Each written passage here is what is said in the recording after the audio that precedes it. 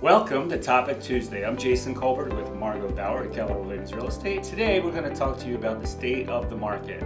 So Margot, I'm sure you've seen her on social media. She's blowing it up in real estate, and I just had some questions regarding where we are, what's going on in the market. So, with that said, where are we with real estate and how are things trending? What are borrowers or buyers expecting?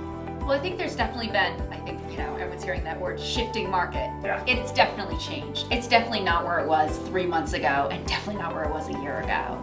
I think that there's still a lot of opportunity for both buyers and sellers in this market. I think with the buyers, we're seeing that there isn't that frenzy that we had a couple months ago. So buyers are getting the time to, decide if this is the right house for them. Take the time to look at more inventory and make the right decision. And then even within those offers, we're seeing offers, a lot of them below market value. We're seeing buyers finally get back inspections, mortgage contingencies, all that stuff that we're missing out of these offers for the last couple months. So they're getting more opportunity to get more within the deal. So that's what I was going to ask you. I have noticed that with buyers that we're putting pre-approval offers in, they don't seem to be going up as against as many competitors, competing buyers, so they are able to put in those contingencies and get them. And I guess you're seeing the same thing, and that's helping out tremendously with seeing what's wrong with the house before they actually buy it. Absolutely. They're actually getting to go in there and have these inspections that we haven't had in months and have the mortgage contingencies and really make sure this is going to be a solid house for them to buy, so there isn't necessarily regret later. Not that we've seen a lot of the regret, but it's giving more confidence back to the buyers. So with that said, where do you see values going? Are you seeing values coming down or just leveling off? And then are you hearing and seeing any projections going into the new year that home values are going to come down? Or are they expected to continue? I still think they're going to continue, but I think there's just not at the appreciation rate we were seeing over the last year. We're seeing, 10, 15, almost 20%. I think they're now going to be 2 or 3% rate increases. But I do think the biggest thing that sellers have to come up against is really understanding the market when it's time for them to put their house on, to understand how to price it correctly. I think we're past that point where you can just kind of throw up a number and get the frenzy of buyers that we're getting. It really has to be priced right to draw in those buyers and get that house sold. That is really good news to hear, because that just tells me there's so much more opportunity today for all those buyers that have gotten frustrated over the last 3 to 6 months, even a past year, that have gotten outbid. They put many offers in, they didn't get them, and now you don't have that competition, so now might be the perfect time for you to jump back in. Yes, rates are a little bit higher, but we have some awesome programs to offset some of that, and there will be an opportunity in another year or so to refinance out these higher rates and into a more stable, low fixed rate.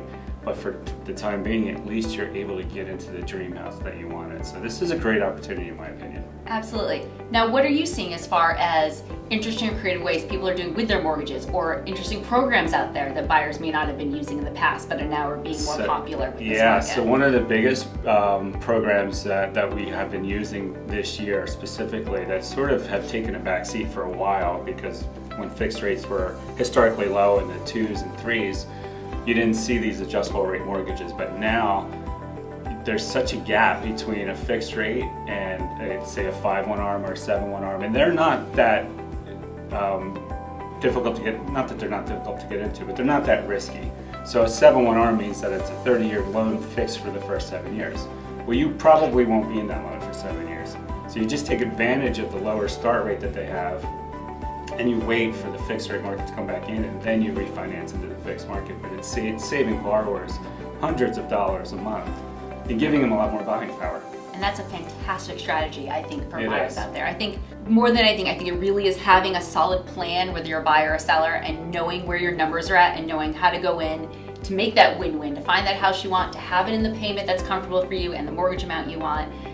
And then it's a happy deal all around. It is a happy deal, and really those programs, it's really, people I don't think really understand how they work, and they just remember back in 2008 the collapse, and they're worried that because they heard those were ARMs.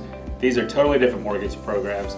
We do a cost analysis on every single borrower. We compare the 30-year to these different ARM options, educate the borrower, show them how to eliminate any future risk, and then it's like their aha moment. And like, wow, that's really great. So that's what we're doing a lot of. Well, that's amazing. I think that's such a good news for the buyers who I think are seeing the news out there and getting a little scared that there are options Right. out there and there are ways to strategize to still get that house without seeing those mortgage rates rising and rising. And I agree with you. I think housing prices will, while they're flattened out right now, there's such a demand, and it's not going away. You have a lot of family formations coming up over the next several years, so that's going to continue to bring the demand. And they still haven't built enough houses to support it, so I can't see house values going down. I think maybe you're right. They'll probably level off, maybe go to a normalized 2 to 5% annualized increase, but they're not going to fall off a cliff. Well, this was an awesome Tuesday. I'm glad we got together. Cheers. Me too. Cheers. Topic Tuesday.